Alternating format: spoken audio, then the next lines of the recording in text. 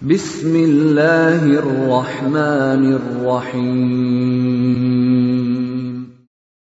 وَلْتَكُنْ مِنْكُمْ أُمَّةٌ يَدْعُونَ إِلَى الْخَيْرِ وَيَأْمُرُونَ بِالْمَعْرُوفِ وَيَنْهَوْنَ عَنِ الْمُنْكَرِ.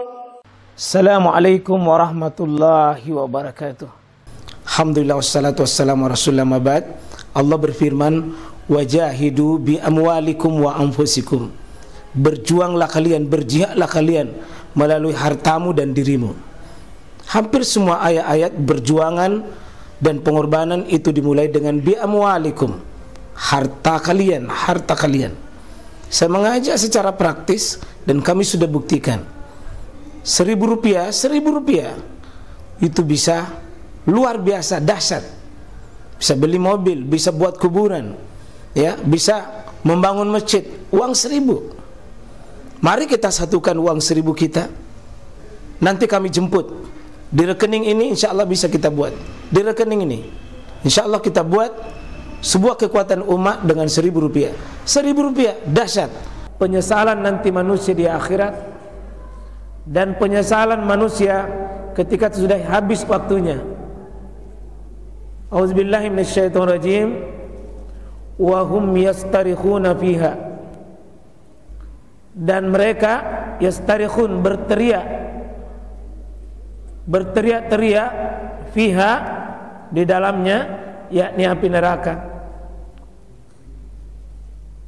Jadi ada orang nanti yang berteriak dalam api neraka itu karena azabiha, karena azabnya, yang Al-Quran menyebutkan di ayat sebelumnya itu adalah la yukhaffafu anhum min azabiha, yang tidak berkurang siksaannya.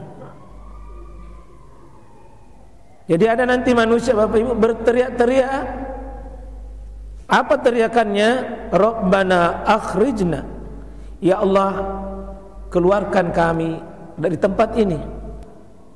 Keluarkan berarti itu hakikatnya minta waktu. Minta waktu. Untuk apa dia keluar? Dia mengatakan na'mal solehan, baru kami mau beramal soleh. Baru mau beramal soleh. Dia mau keluar, kasih keluar saya. Bayangkan Bapak Ibu kalau dikurung dalam api yang bukan cuma nanti warna merah, bukan warna hitam, tapi memutih api itu saking panasnya. Yang kata Allah, fama asbarahum alan nar, tidak ada yang sanggup dari kalian bersabar dengan api itu. Tidak ada, Bapak Ibu. Dia keluar, dia minta keluar untuk apa? Na'mal solehan, baru mau beramal soleh. Kenapa? Ghairal ladzi kunna na'mal, yang amal itu saya akan ganti, saya akan rubah amalku yang dulu yang rusak. Dulu waktu kami hidup, salah saya punya amal, salah saya punya amal soleh.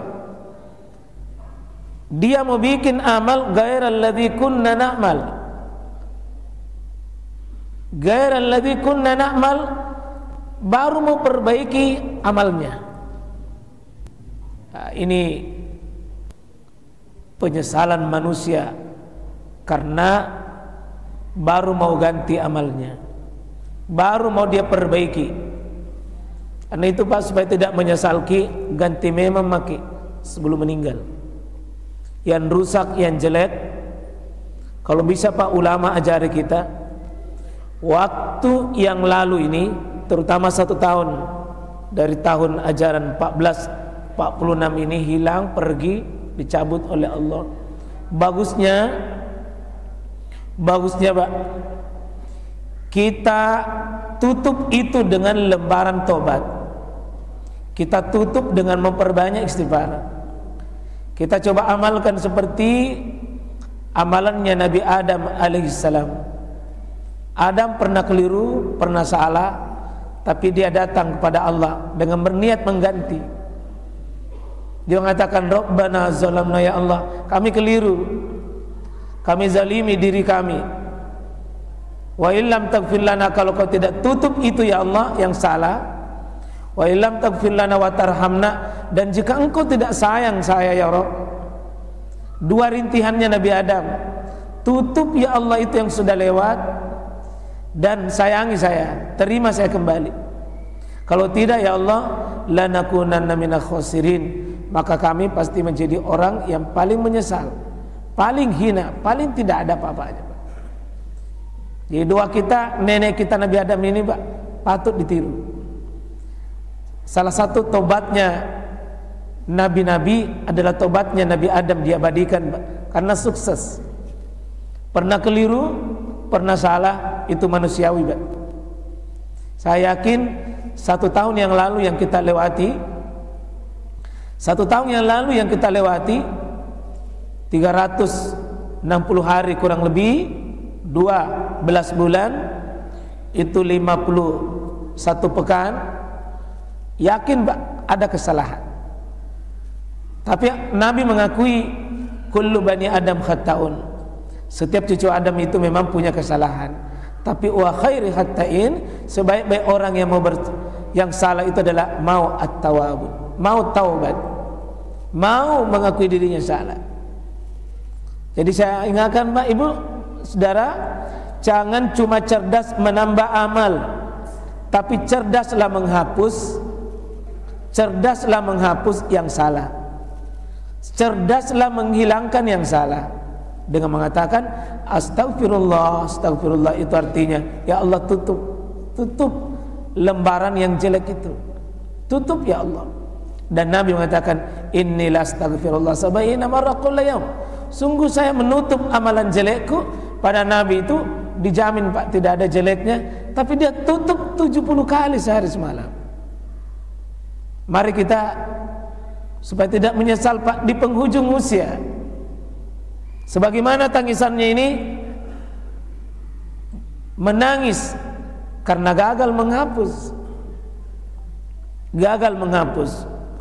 Terus apa jawaban Allah ketika berteriak ini dalam neraka? Awalam nu'ammirkum, belumkah kau kuberi waktu yang panjang? Belumkah kau kuberikan umur yang panjang? Kata Allah, kenapa minta lagi waktu? Awalam nu'ammirkum, apakah engkau beri umur yang panjang? Jadi maaf Pak, jangan Ibu sampai kita ini dijawab nanti oleh Allah.